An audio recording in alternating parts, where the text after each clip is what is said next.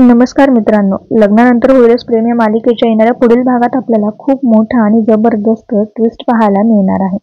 मित्रांनो, युग आता हॉस्टेल सोडून बऱ्याच दिवसांचा घरी आलेला आहे आणि त्याचमुळे सगळ्यांना टेन्शन आलेलं आहे. आणि आता युग लव्ह मॅरेज करून त्याच्या बायकोला देशमुखांच्या घरी त्याने आणलेलं असतं. तेव्हा युग घराच्या दाराबाहेर उभा राहून नंदिनीला आवाज देतो. तेव्हा नंदिनी बाहेर येते. तर युग हा लग्न करून आलेला असतो. त्यावर नंदिनी घरातील सगळ्यांनाच आवाज देऊन बोलावून घेते.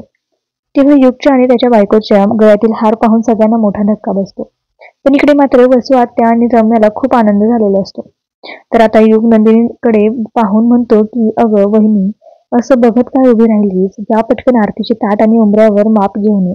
कारण तुझी आणि काव्याची एक नवीन जाऊबाई आता माप ओलांडून घरात येणार आहे. आणि तेव्हा नंदिनीला ताट आणण्यासाठी घरामध्ये जात असते तेवढ्यात मालिनी तिला थांबवते आणि म्हणते की या दोघांना माझ्या घरात प्रवेश करून मी देणार नाही. नंतर मालिनी युगकडे पाहून म्हणते की अरे, तुला बाहेर शिकायला पाठवलं होतं, तू खूप शिकावं, नोकरीला लागावं अशी आमची सर्वांची इच्छा होती आणि तू हे काय करून आलास? आणि तेही सुद्धा आम्हाला घरात कोणालाही न सांगता तू हे सगळं केलंस. हा निर्णय तू कसा घेऊ शकतो एकटा? तुला या घरामध्ये अजिबात मी राहू देणार नाहीये.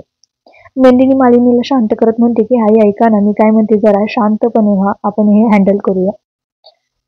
युगकडून चूक झाली, पण आता तुम्ही असं बोलल्यावर त्याच्या बायकोला कसं वाटेल? त्यामुळे मी काय म्हणते, आपण या दोघांना घरात घेऊन पुढे जे काही डिस्कशन असेल ते आपण सगळे बसून करूया. तेव्हा मालिनी रागाच्या घरात तिथून निघून जाते. नंदिनी काव्या आनंदाने युगच्या बायकोचं स्वागत करून तिला माप ओलांडताना घेतात घरामध्ये. त्यानंतर पार्थ आणि जीवा युग जवळ जाऊन म्हणतात की काय रे मजनू, आता न विचारता असं काय गुपचूप लग्न करून आलास? तेव्हा युग म्हणतो की बघ पार्थ दादा, जीवा दादा, मी हे सगळं काही तुम्हाला सांगतो. पण आता जरा मला थोडा वेळ शांत राहू द्या प्लीज, कारण ही आमच्या दोघांची खूप मोठी स्टोरी आहे आणि मी तुम्हाला नंतर सांगतो.